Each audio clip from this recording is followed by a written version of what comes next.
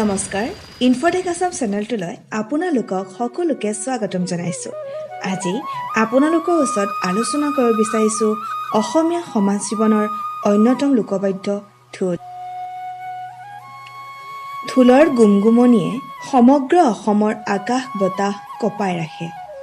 ঢোলটি কান্ধত লৈ ঢুলীয়াই গাই উঠে, ঢোলে বাই ঢুলীয়া গাত নাই চুৰিয়া, গেলা মাছ পাতত দি খায়, বুকু ফিন্দাই ঢুলীয়া ঢোলত চাপৰ মাৰে, মোৰ মান ঢুলীয়াই নাই। ঢোলক বিহুগীতৰ পৰা আঁতৰাই যদি ৰাখোঁ তেতিয়া বিহুগীত হৈ নাথাকিব।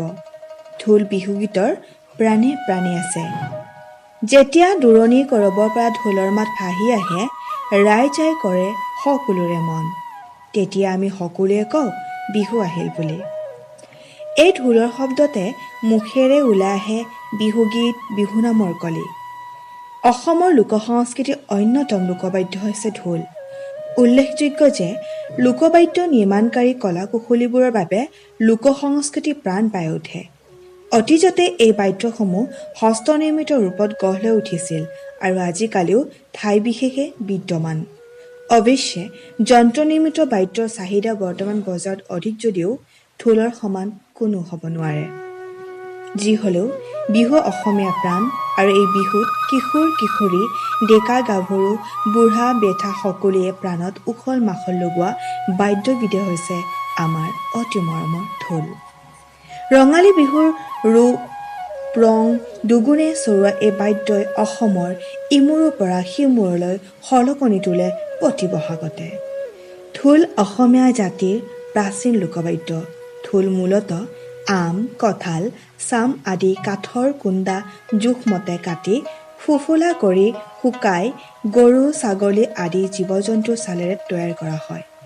দুই মূৰৰ ছাল আঁতিলকৈ বান্ধিবৰ বাবে ছালেৰে তৈয়াৰী বৰ্তি ব্যৱহাৰ কৰা হয় আৰু ডিঙিত ওলমাই এই বাদ্য পৰিৱেশন কৰা হয়।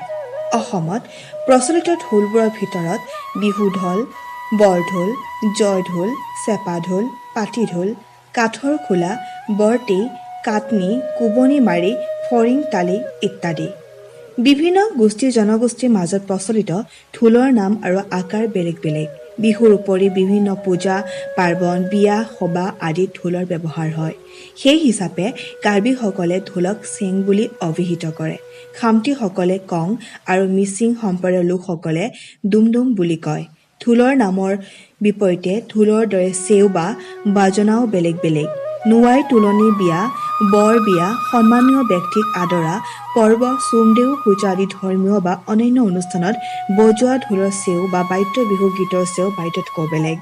বসন্ত উৎসৱত ঢোলৰ ব্যৱহাৰ সৰ্বাধিক। ঢোল অবিহনে সমগ্ৰ উৎসৱস্থলীত নিমাওমাও পৰিৱেশ ধাৰণ কৰে। আজিকালি ঢোলৰ কৰ্মশালা অনুষ্ঠিত কৰি ঢোল বাদনৰ ওপৰত বিশেষ শিক্ষণ প্ৰণালীৰ ব্যৱস্থা কৰা হয়। ঢোল বাদন প্ৰতিযোগিতা অনুষ্ঠিত কৰা কাৰ্যসূচী সমসাময়িক এক ইতিবাচক দিশ বুলি ক'ব লাগিব। এনে কাৰ্যই ঢুলীয়াসকলৰ প্ৰতিভাক স্বীকৃতি দিয়াৰ লগতে অসমীয়া জাতিৰ সংস্কৃতিৰ লোকবাদ্য ঢোলৰ সঠিক ব্যৱহাৰে সমাজলৈ সুস্থ সবল অৰিহণা যোগায়। লগতে ঢোল নিৰ্মাণত ভাগ লোৱাসকলক শৈল্পিক ভাৱনা উৎসাহিত কৰিব, যাৰ বাবে অসমীয়া লোকসংস্কৃতি বিশ্ব দৰবাৰত অম্লান হৈ জিলিকি থাকিব চিৰদিন চিৰকাল।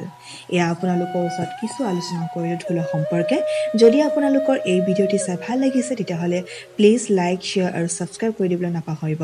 আৰু আপোনালোকৰ কাৰণে আহিম বহুতো ভিডিঅ', কিন্তু চাই থাকিব তেতিয়ালৈকে ইনফটেক আসাম।